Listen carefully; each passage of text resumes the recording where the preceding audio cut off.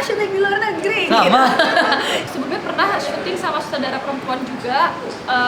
Apa ya, aku ngerasa beda aja sih, ngerasa lebih nyaman gitu. Dan sama muka yang mirip juga sama. Iya sih. Iya nggak sih? Oh iya kan mirip. Mirip. iya. Keren ya?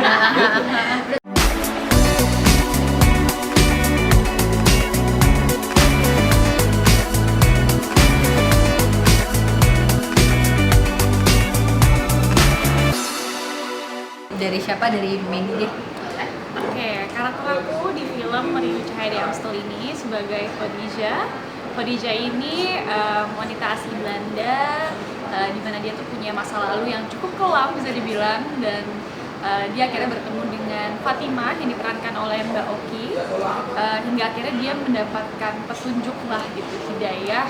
Dan setelah itu dia mulai menjalani hidupnya tuh dengan, pokoknya dia ingin menjadi pribadi yang lebih baik terus lah semenjak itu. Dan akhirnya bertemu dengan Rahel Amanda, Brian, sehingga itu akhirnya menimbulkan cintaan lah, konflik cintaan. Oh, berarti konfliknya itu ya? Iya. Banyak lah konflik. Banyak ya? Banyak, Tapi itu dulu ya yang bisa Iya. Oke, kalau yang dua ini. Aku Brian, aku berperan sebagai Nicholas Van Dijk. Ada muka aku gede banget belakangnya. Nicholas Van Dijk, dia seorang jurnalis yang sangat kritikal orangnya, orang itu harus lihat baru bisa percaya gitu. And ya, berjalan cerita dia ketemu dengan Kamala, bertemu dengan Khadijah, dan konfliknya bermula dari sana. Baru bisa ceritakan itu. Baru itu dulu ya? Ya. Halo sahabat Grit, gue Rachel Amanda. Rachel. Hai Brian. Di film Merindu Cahaya di Amstel berperan sebagai Kamala. Kamala itu adalah seorang mahasiswi asal Indonesia yang mempelajari jurusan tari di Belanda, karena kebetulan Kamala juga punya background, ibunya dulu sebenarnya penari juga gitu di Jogja. Jadi dia kayaknya mempelajari itu, maksudnya dia sekolah juga sampai Belanda, punya kehidupan mungkin beberapa tahun di sana, sampai akhirnya juga ketemu sama Khadijah, sama Nico juga gitu. Karakternya menarik banget ya. Tapi kalau Ya, oke lah. misalkan- Dan kita cerita kayak sama Rando masih banyak Oh konflik iya, lainnya. Rando tuh udah Iya. menarik banget menurut aku ya. Tapi Kak, kalau misalkan aku juga kayak tadi, kenapa sih alasannya tertarik untuk main film ini? Yang paling utama tuh apa? Karena tadi karakternya kan mungkin atau Oke. Pertama jadi aku tuh sebelumnya udah pernah kerja sama Bu Hadra gitu, jadi kayak udah punya pengalaman kayak oke, Bu Hadra nih, aku pernah punya pengalaman di direct sama Bu Hadra dan menyenangkan. Maksudnya beliau cukup tahu apa yang beliau mau, ditambah juga dengan ceritanya, latar belakangnya di Amsterdam. Gue belum pernah syuting di luar negeri. Sama. Gitu. Jadi kayak oh iya gitu. Terus kemudian lihat ceritanya, premisnya seperti apa gitu. Prosesnya walaupun lumayan panjang sih, maksudnya kayak ketika kita pertama kali dapet naskah, terus kita ketemu semua, ngomongin ceritanya, walaupun ada beberapa draft revisi gitu. Tapi ya overall prosesnya menyenangkan dari awal gitu. Jadi itu juga sih mungkin yang akhirnya bikin ya udah lanjut deh syuting ini gitu. Sama kayak dia, aku juga belum pernah syuting di luar negeri. Ya kan kita syuting luar negeri jalan-jalan sambil dibayar gitu. Betul. Sekalian enggak, maksudnya kayak emang pertama ditawarkan ceritanya sangat bagus awalnya, draft pertamanya juga sampai draft berikutnya juga. Terus akhirnya aku dikasih tahu pemainnya mereka berdua, tambah lagi Nara Plus. Terus ternyata director Bu Hadra juga tambah plus, karena aku juga sendiri di saat itu belum pernah acting bersama director yang perempuan. Jujur lumayan kepo, aku pengen lihat gimana, dan pada akhirnya aku found out sangat sensitif, sangat pakai hati, aku cinta banget, maksudnya kayak Bu Hadra the best. And iya, jatuh cinta sama karakternya, ceritanya, sama yang bener-bener buat akhirnya fix sama cerita ya karena cast sama krunya. Antusias mereka yang membuat aku yes, I wanna take this. Kalau aku sih, pertama dari ceritanya, aku belum pernah sebelumnya main di film yang genre-nya itu ya drama religi gitu. Biasanya kan cita-cita SMA gitu, atau horor, dan ini barulah buat aku. Dan aku tertarik banget tuh sebenarnya sama karakternya Khadijah itu sendiri sih gitu. Sebagai orang asli Belanda, aku ngerasa wah tantangan nih, harus belajar bahasa Belanda, terus tampilannya juga akan berbeda. Di sini juga aku bakal pakai jilbab, 90% lah of the movie pakai jilbab gitu. Jadi wah ini kayaknya suatu hal yang baru buat aku gitu. Terus ditambah lagi syutingnya di Amsterdam. Sebelumnya aku pernah syuting di Amsterdam dan aku cinta banget Amsterdam gitu. Jadi pas ditawarin balik lagi ke sana aku langsung mau banget. Nggak ada alasan untuk nolak ya kak ya? Iya, nggak ada alasan buat nolak. Dan ketika tahu sutradaranya Bu Hadra juga, aku senang karena sebelumnya pernah syuting sama sutradara perempuan juga. Apa ya, aku ngerasa beda aja sih, ngerasa lebih nyaman gitu. True, so Dan iya, lebih kayak gitu. Dan aku penasaran aja, wah Mbak Hadra ini gimana gitu. Aku suka aja kalau misalnya wah kerjanya tuh banyak perempuan juga gitu, karena kan jarang ya. Bener. Jadi Seru banget soalnya pas abis cerita tadi tentang syutingnya. Kan emang banyak perempuan, Bu Hadra perempuan, first AD-nya, Australia banyak yang perempuan. Dan aku tuh suka banget saat kita lagi adegan, tiba-tiba mereka lagi nangis. iya, di belakang layar. Sensitif ya. Kayak maksudnya, Sensitif itu. maksudnya jadi kita kayak wah, jadi kayak langsung ditonton gitu, dia enjoying, bukan kerjaan, jadi mereka tuh enjoy dengan apa yang kita berikan. Itu kayak buat aku kayak oh this is nice. Iya. Oke, nah kalau boleh tahu itu berarti full di Amsterdam semua? Betul. Iya. Yes. Oh, kalau Enggak, kalau aku ada sehari waktu itu kalau nggak salah di Jakarta. Oh iya. Berapa hari kak? Kurang lebih kita kalau totalnya kurang lebih sebulan lah. Sebulan. Kapan syuting? Proses syuting? Wah, kita syutingnya dari Februari. Februari sampai Maret 2020 pas awal-awal baru mau lockdown. Ya, pas Jadi- sampai itu langsung emang lagi mau lockdown ya. Lebih tepatnya fun fact pas kita lagi transit di Doha, itu Belanda udah lockdown. Itu Belanda udah Iya. tutup. Jadi nyampe rumah udah yang nggak ada kegiatan di mana-mana setelah itu gitu. Langsung ya. Kak, ini kalau misalkan aku tanya, ada nggak sih persamaan karakter asli dengan karakter di filmnya? Kayak tadi misalkan kan tantangan mungkin dari hijab yang sehari, apa yang sedang kamu rasain itu atau yang lain yang Warna matanya sama, beda. karakter sifatnya kali ya, karakternya. Tapi ya bikin ya. Oke. Oke. Mungkin pasti saat itu aku juga hampir lumayan banyak sama Niko. I'm a quite critical guy, maksudnya kayak kalau nggak masuk di dalam kepala aku nggak bakal terima. Ya sempat ada beberapa kejadian juga di sih. Aku tuh tipe orang yang harus masuk di akal aku baru aku bisa lakukan.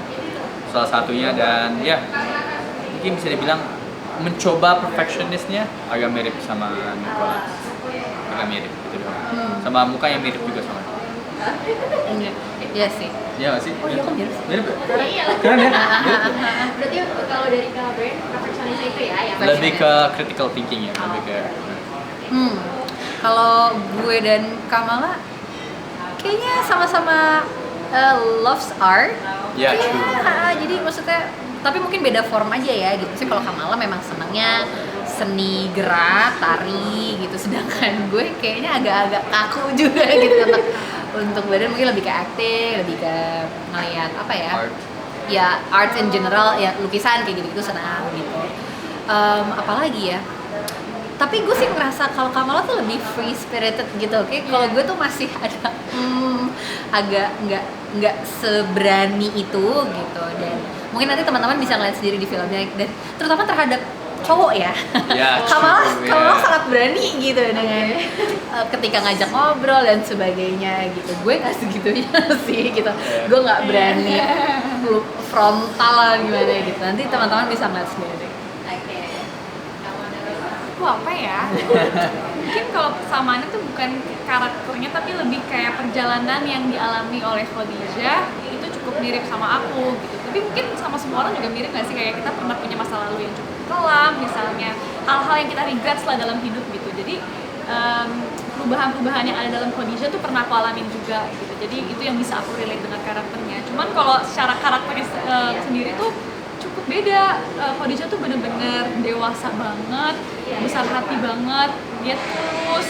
Ya maksudnya ya, I'm not saying that I'm a jerk, cuma Tapi paham memang Khadijah tuh sangat wanita sangat kayak perfect ya. malaikat sekali Iya, iya. gitu sosok Khadijah ini. Kalau aku tuh nggak Gitunya. segitunya gitu, masih Belum. manusia banget gitu, masih punya Belum banyak segitu. kesalahan.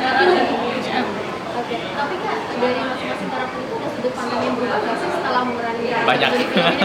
Interesting. Banyak. Ya, ya. Siapa dulu? Coba ya. Banyak, lo yang banyak tuh. Gue tadi. Banyak tapi aku nggak mau ceritakan ke itu lebih for me personally. Oh, oke. Oh, Nggak ada lah ya. Banyak banget. ya, ya, ya. Ya. Apa ya?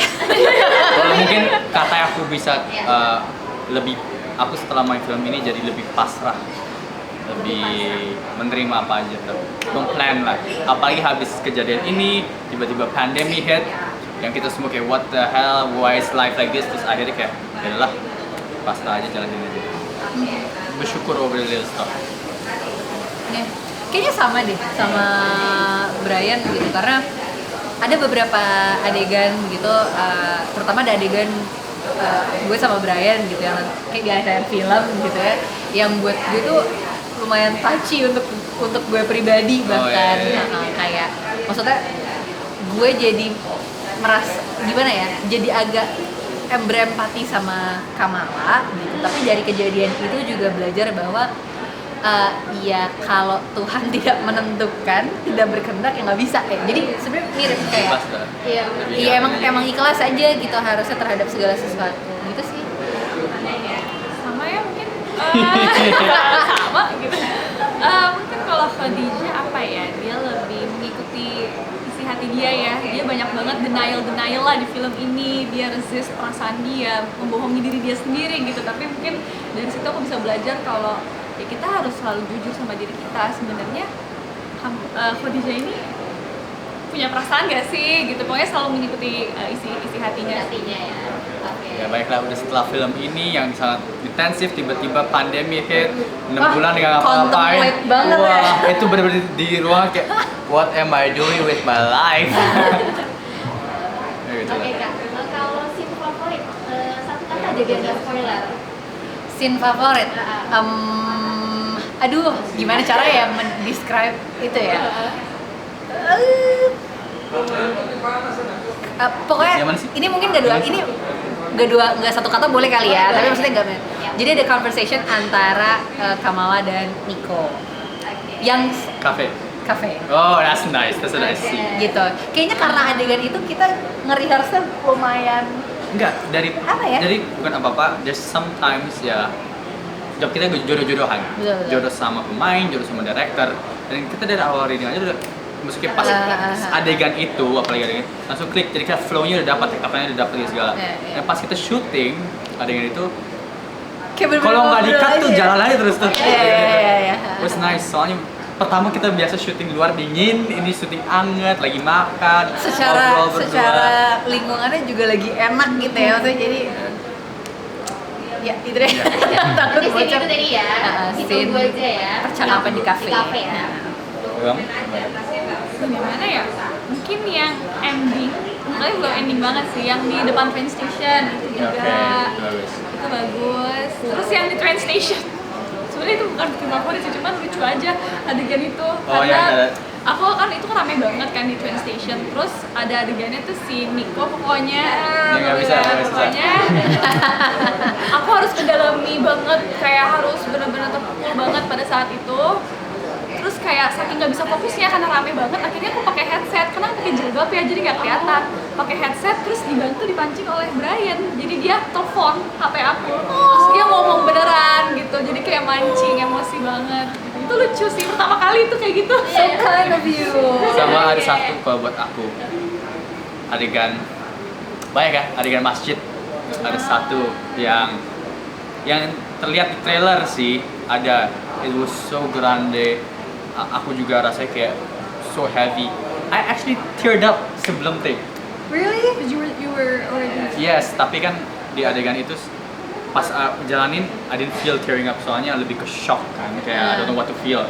Tapi pas sebelumnya tuh udah kayak wow, karena ya touchy lah adegan itu, bener-bener pas bagian yang masjid gitu. Di masjid ya. Nanti harus nonton kalau mau tahu adegan yang mana. Tanggal berapa? 20 Januari 2022. Promo aja terus masuk. Iya benar, padahal mau ke situ juga. Aha. Tapi mungkin terakhir pesannya nih, apa yang misalkan didapat mungkin dari masing-masing sendiri tadi, kalau misalnya dibilang dari karakternya, tapi mungkin untuk orang lain yang nonton nih Kak. Mungkin kalau yang nonton karena sebenarnya kan banyak yang dibahas maksudnya, dan banyak yang terjadi di antara masing-masing karakter ini gitu. Jadi mungkin teman-teman mungkin bisa merasa lebih relate di salah satu di antara kita bertiga gitu, permasalahan dalam hidupnya seperti apa. Dan mungkin kalau misalnya urusan cinta, ada yang bisa relate juga mungkin banget gitu. Kayak sering terjadi di kota-kota besar cerita-cerita ini gitu. Terus apalagi ya? Sama yang mungkin tentang menemukan jati diri sih. Karena kan lagi-lagi ini filmnya tentang merindu cahaya judulnya. Jadi apa kalau lo bilang mencari cahaya mencari cahaya diri sendiri sih gitu. Ya kalau aku sih ya banyak pelajaran yang bisa diambil. Bukan hanya yang nonton, kita aja yang main dapat banyak pelajaran. Me personally dapat banyak pelajaran lah tentang hidup. And ya jadi buat kita berpikir kayak semua ada yang ngatur, udah jalanin aja. Rezeki, jodoh semua ada yang ngatur, jalanin aja. And mudah-mudahan yang apa yang kita rasakan yang main bisa tersampaikan kepada penonton dan bisa menjadi inspirasi atau trigger ke sesuatu yang lebih besar. Amin. Sama sih. Sama sih. Mungkin aku tambahin kalau buat penonton mereka bisa again, selain memang hidup itu sudah ada takdirnya, sudah diatur lah semuanya gitu.